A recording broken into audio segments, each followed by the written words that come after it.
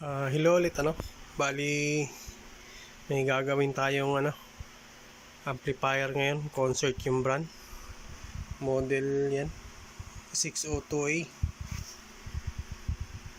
So itong amplifier na to, galing na to sa ibang paggawa na pinulaut lang ni customer kasi nga medyo matagal na raw at hindi pa nagagawa kaya sa atin dinala to. Hindi ko lang alam kung pangilang technician ako na dinala nito. So, titingnan lang natin yung loob. Di na natin ipa-plugin to. Gawa nga ng hindi ko alam yung anong problema nito. Hello ulit So, nabuksan na natin. So, ito na yung loob. Tapos ko na rin malinis to. Wala nang maraming alikabok at saka dumi. Kaso yung physical inspection natin, yan ginamper na ata yung dalawang fuse, pumutok pa rin. So malamang may tama yung natin, mga power transistor na yan. So tanggalin ko lang yung board para repair natin, kasi bulky kasi pagka dito natin ni-repair pwede naman, kaso tanggalin ko na lang.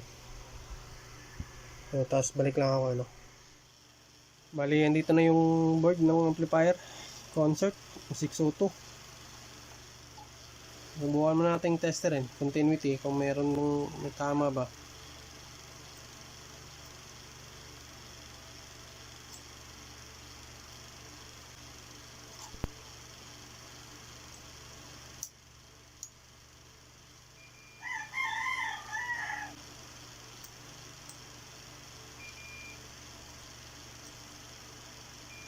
Yan tama yung isang side.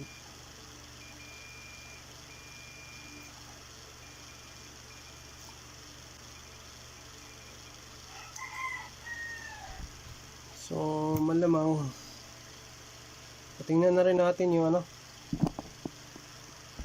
yung dito na side at saka yung dito. Tanggalin muna natin yung heatsink.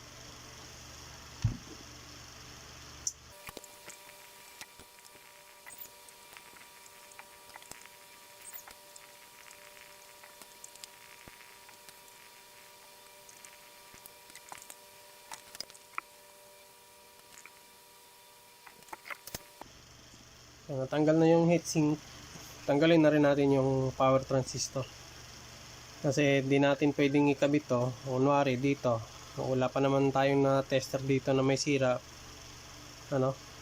continuity lang yon.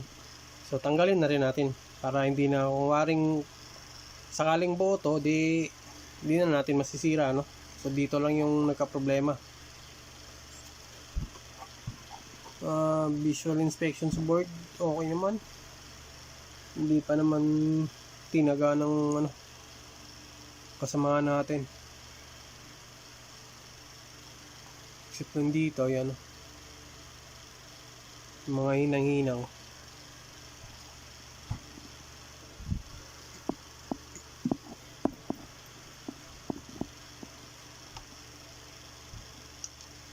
Dun sa mga baguhan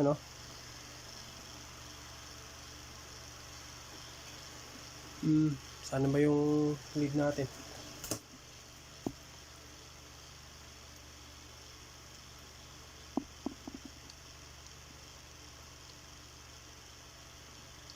Dun sa mga baguhan, wag kayong maglalagay ng power hangga't hindi nyo na-clear yung driver nito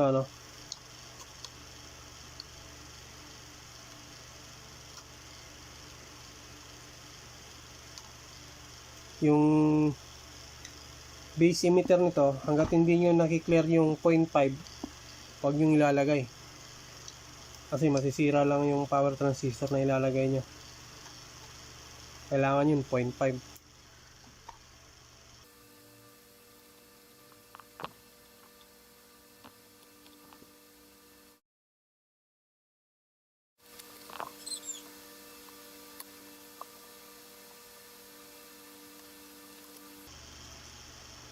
Saka na natin testerin yan, ano. Tapos yung ginamit ng kasama natin dito sa driver transistor, ito malalaki na, ano. Okay naman yan, wala namang problema dyan. Tsaka yung original, ito yung original. Yan, dalawa maliliit number, B647 at saka D667. Yung ginamit niya dito 2073 at saka A940. Okay naman yan.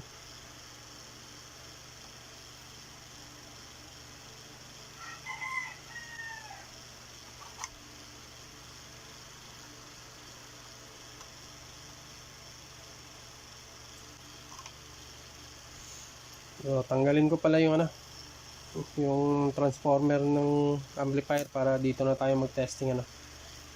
So, saglit lang, focus ko lang yung video.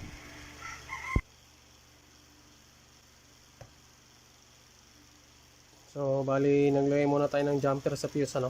Nakita nyo naman. So, kabit natin to. Tapos nilinis na rin natin dito yung terminal ng fuse holder natin.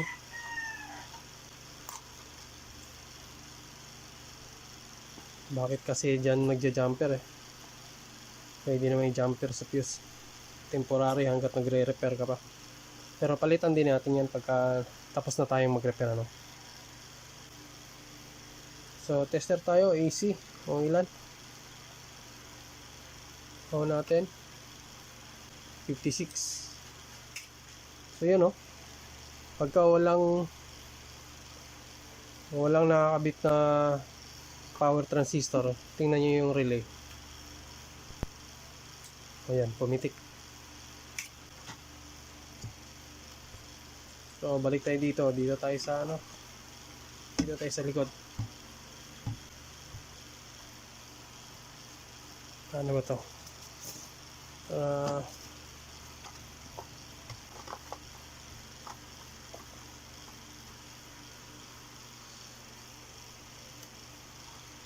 So, ano tayo dito sa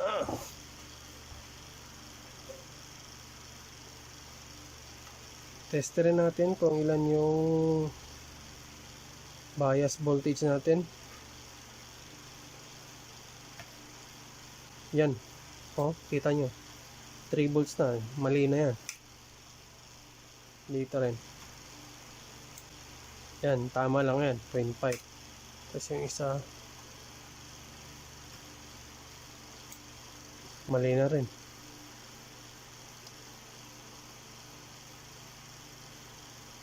Naglalaro 1.7. So dito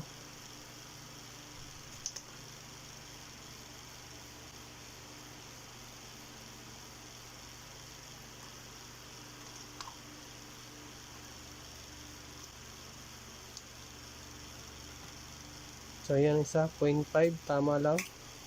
Tapos dito ito tama to 0.5.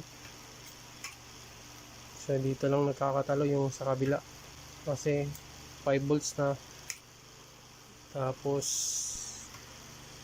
0.5. So ito lang nagka-diferensya. Tumama na ulit.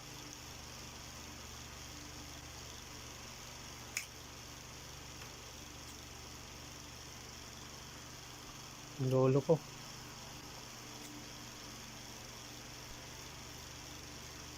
.5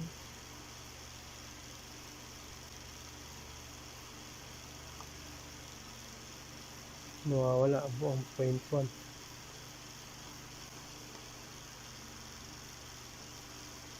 So tingnan na lang natin. So hanggat hindi stable yan, huwag kayong maglagay ng power transistor. Okay lang yan. Dito 0.5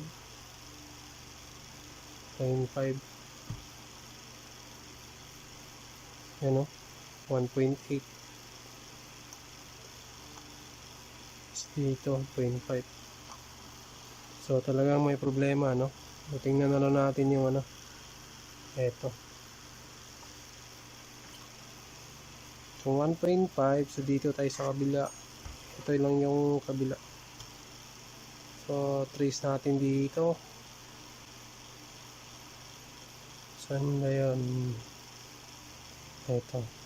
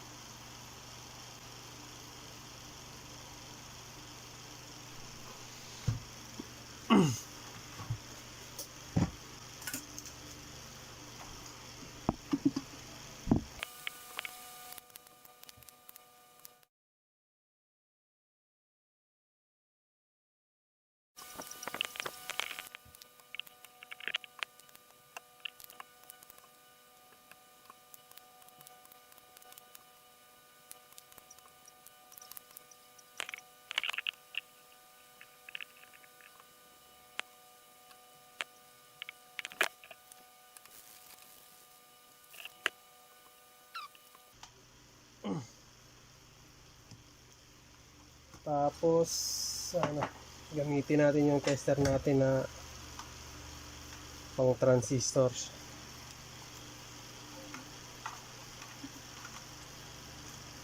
Ito. Si Sanwa EM7000.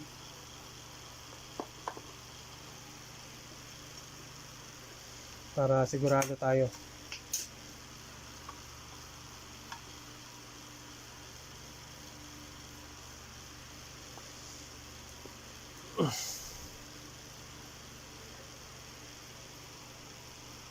Yung tester na to exclusive lang sa para ganito.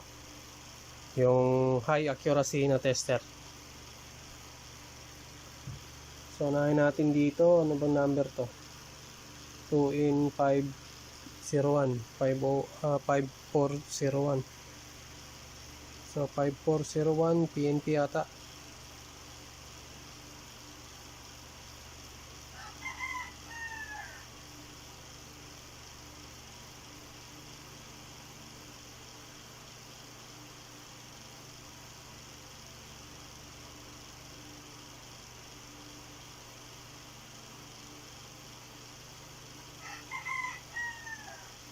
Okay naman. 5401. Balik natin. Ito. Yung number dito.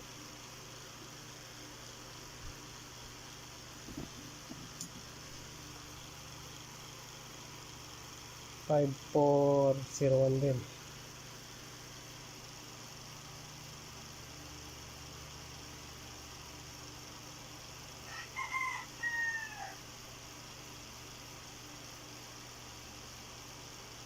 Okay din. Balik natin. 5 4.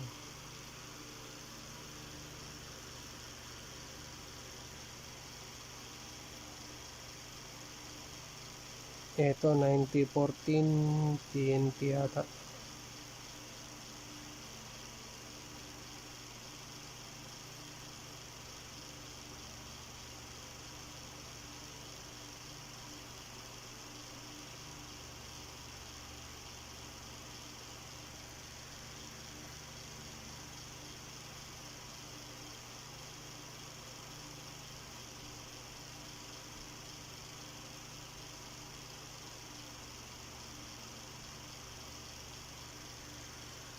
Okay, 2014. Balik natin.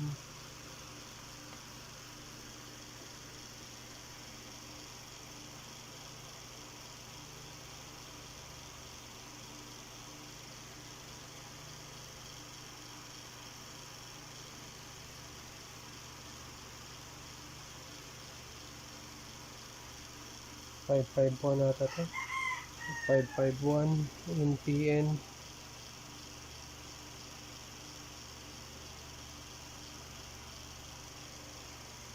Parang may mahina.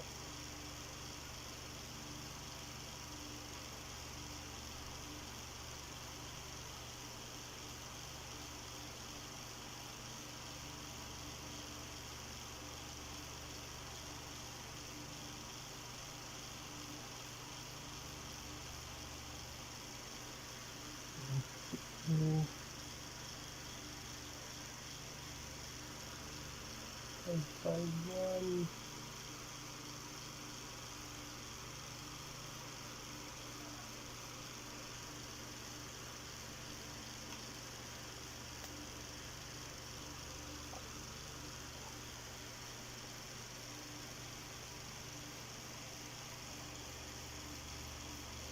Five five one din.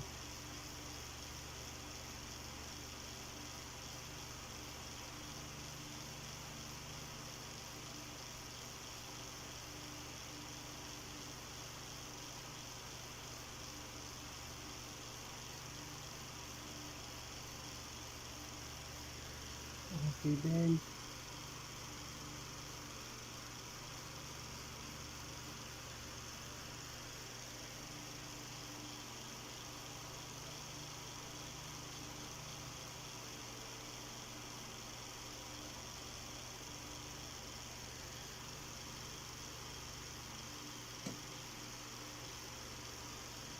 Five five one din.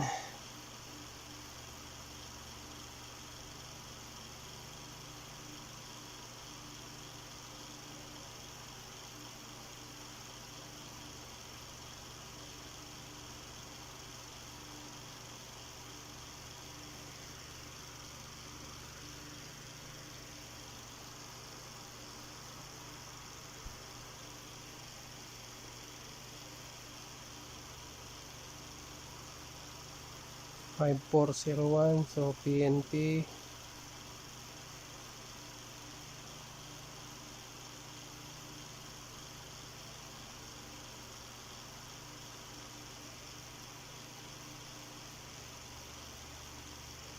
Okay din.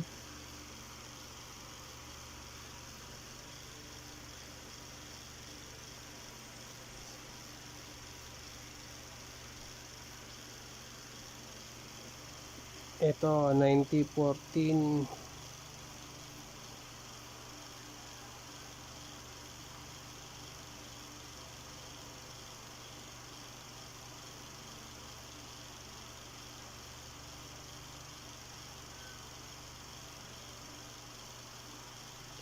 Okay din.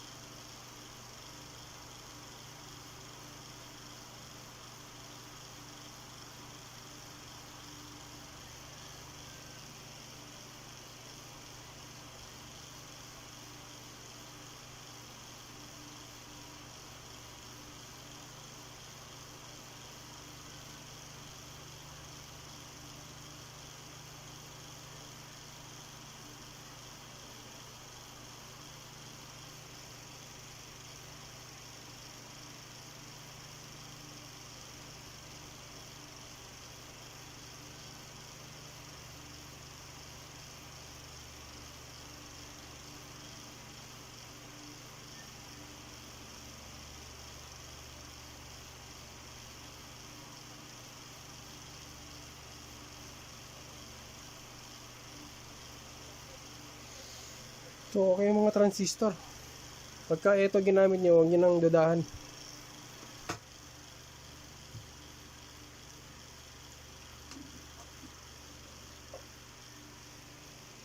So ano kaya naging problema? So kung wala dito, o hindi pa tayo doon sa resistor capacitor diode. Pero kalimitan na ata sa ano, mga resistor. So DA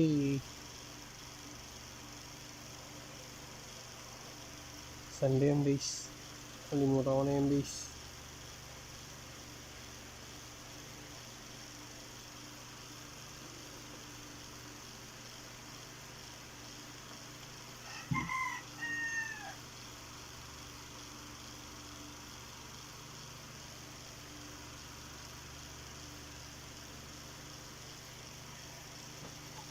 Base. Nakalimutan ko yung base. Base.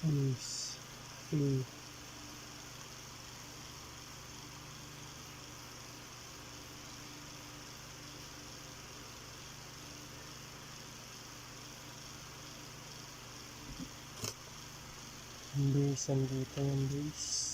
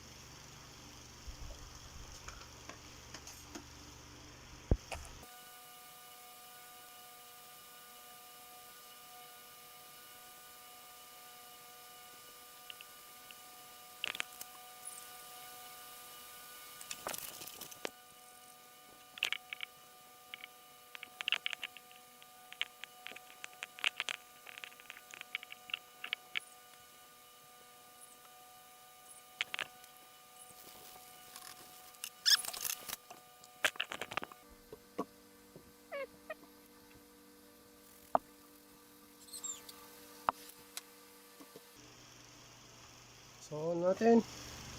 Yan. Dito. Yan, 0.5. 0.5. 0.5. 0.5. Wala na, tapos na.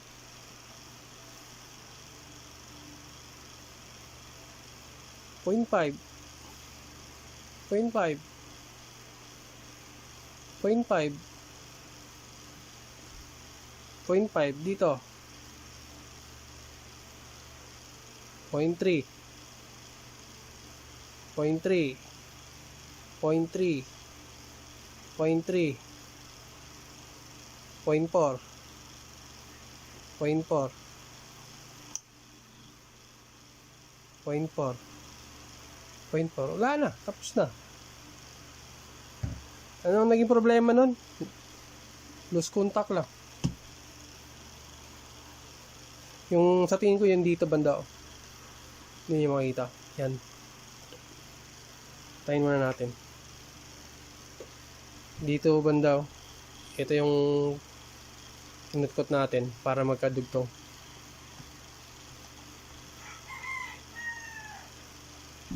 Walang yan. Simple-simpleng problema eh. Pero pagka ganun kasi mahirap din pagka pagka yung dugtungan na medyo alanganin kayo.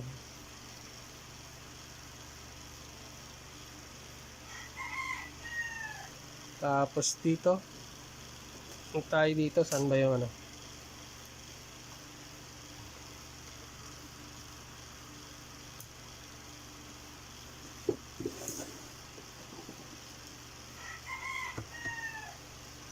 ito yung gagamitin nating tester for the second time. So hindi na natin kailangan ng hindi na natin kailangan ng times 1 kasi ang gagamitin natin times 100k.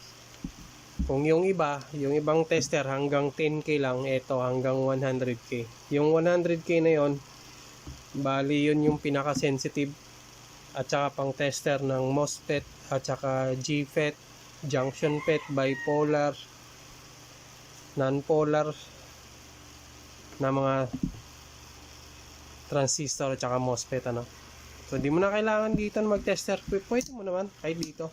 Tingnan natin dito.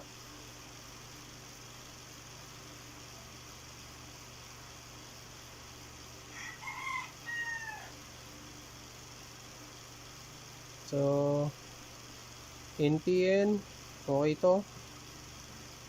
So dito sa times 100k natin.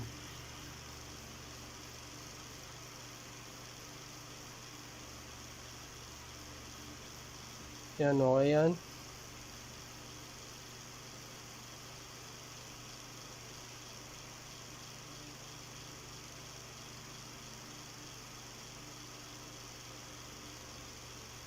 Okay din to.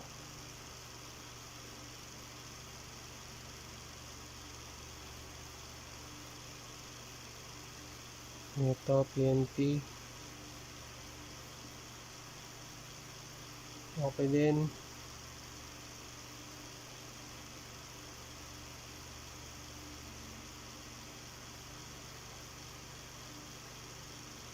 Okay din. So yung apat na yan, okay na yan. Dito tayo. Saan sa kanila yung nagka-short?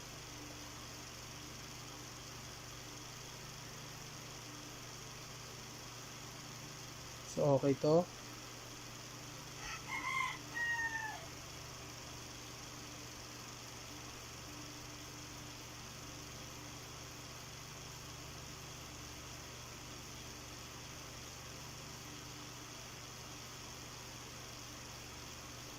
Okay din to.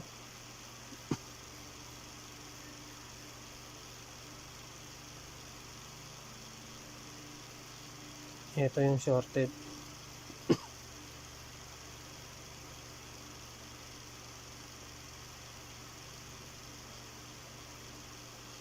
Shorted yan. Shorted din to. No, bali dalawa naging problema, no? Pero ito kasi hindi ko lang ano kung tatagal ba yung pyesa na to. Hindi kaya palitan lang natin ng boto.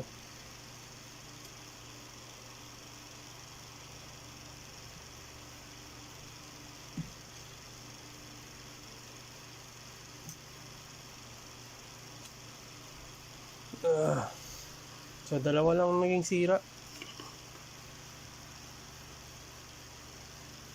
Yan yung isang ano ng amplifier, pagka may konting ano lang, pagka may konting loss contact bandang driver, power transistor driver natin sa base bias natin dito, masisira yung power transistor natin.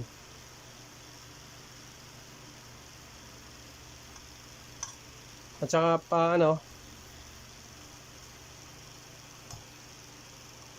pagka mamaya na natin i-test yun. Kailangan natin pag nakakabit na yung ano, mga power transistor, tsaka i-ground natin yung input, yung dalawang input, yung saan ba yan?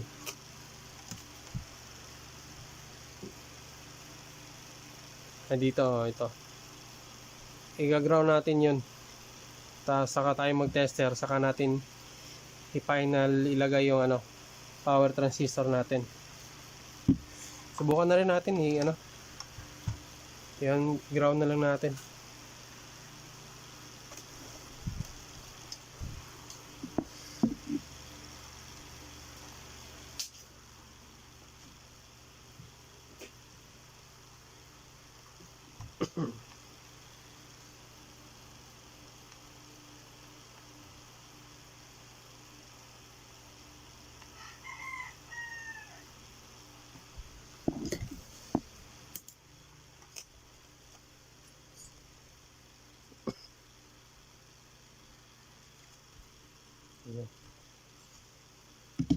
So balik tayo ng tester.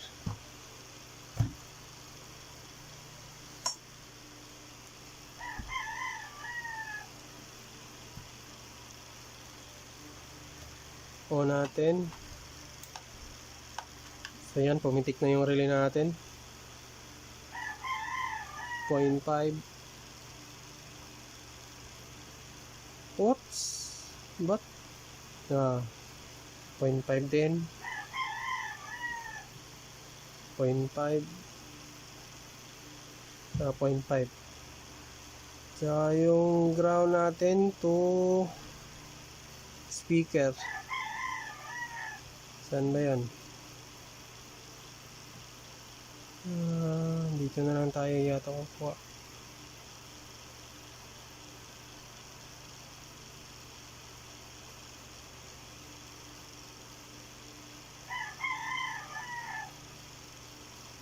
Itong isa tama. Naka 00 volts tayo. Tapos yung isa, ayan, 00 na rin. So, bali okay na yan. Wala na tayong problema, walang haming to. So, kailangan yung makasigurong ganyan yung resulta bago nyo ikabit yung mga power transistor. At saka yung base bias natin. Kailangan sumakto yan. 0.3 0.3 0.3 yan 0.4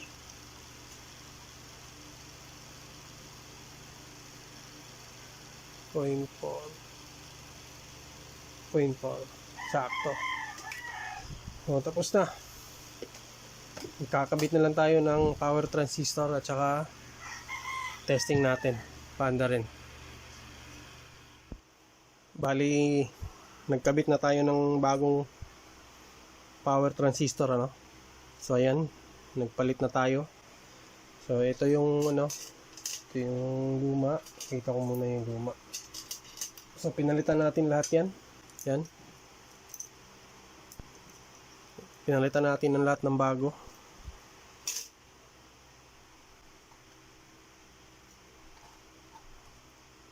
So pagkatapos natin dito, mag-check na lang tayo dito, ano.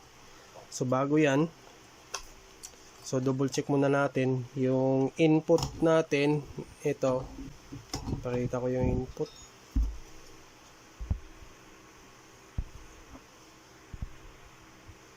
Yan.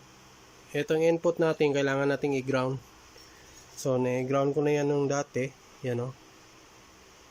So na-ground na natin yan para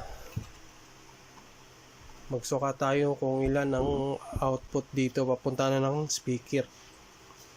So kailangan natin dito masukat. Ang accepted range is nasa millivolt lang dapat.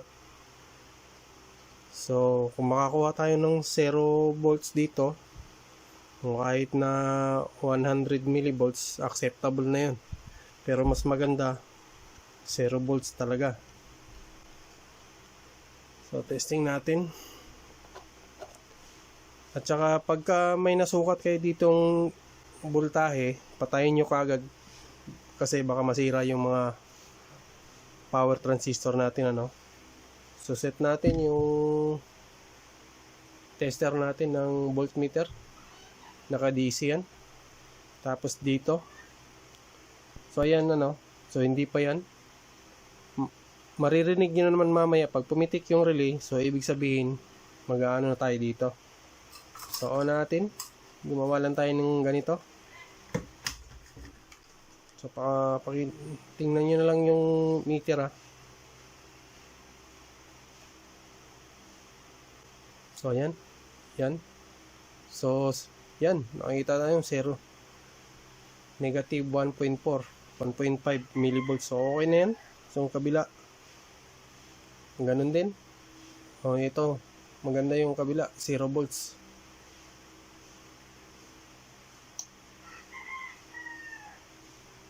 Ito na yung output natin. So wala na yan. Okay na yan. AC natin. Ilan na supply natin sa AC? Yan, 30. 28. Yan.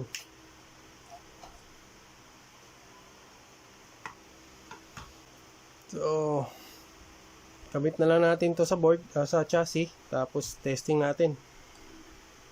So hopefully wala nang masisira, ano. Tapos dito sa pag-testing natin ng audio, gagamit tayo ng audio kaso hindi tayo pwedeng magpalabas ng sound kasi nga makaka-copyright tayo ni YouTube. So gagawin ulit natin, waveform lang ang titingnan natin.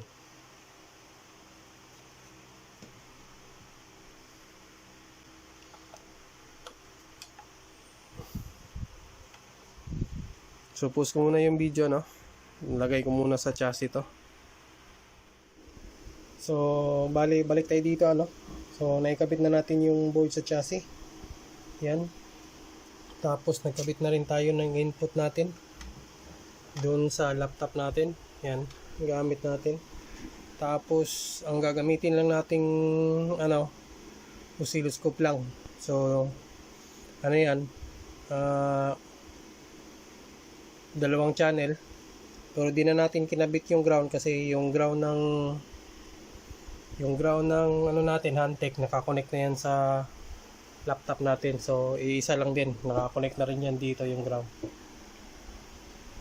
Tapos ang sounds natin is yan, Mary J. Family Affair. So kung gusto niyo marinig yung sounds niyan, patugtugin niyo na lang, ano, kasi di tayo pwedeng magpatugtog kasi makaka-copyright tayo ni YouTube. So dito sa scope, yan. So ayan, naka-ano na yan, naka-ready na yan. Tapos patugtugin pala natin to, play natin. So ayan, gumagana na yan. Tapos dito, balik tayo sa scope. So tingnan natin. So kung pipihitin natin yung volume, dapat magkakaroon na ng waveform doon. Tingnan nyo lang yung ano. So ayan.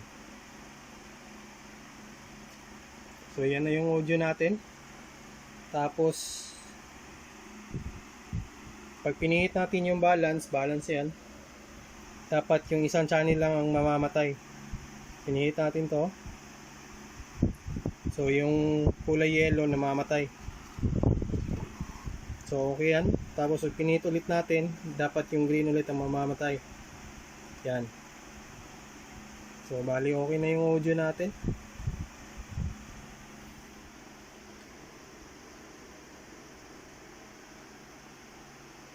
So basic lang naman yung ano, yung amplifier, ano.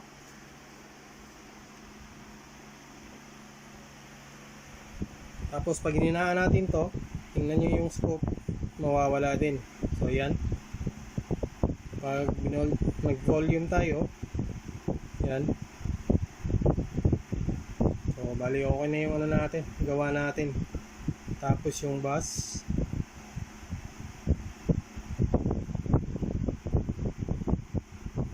treble,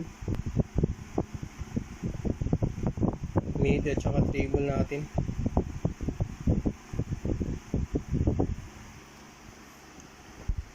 So bali di ko napapahabain yung video, ano. So hanggang dito na lang siguro yung video kasi sasarado ko na to, tapos para maibigay ko na rin kay customer. Although ang naging problema natin dito, ito lang, ayaw gumana nung ano natin, MP3 natin. MP3 module, no, sira na siguro to. Kaya hindi ko na rin magagawa to kasi wala tayong pamalit ng piyesa nito. Ito yan.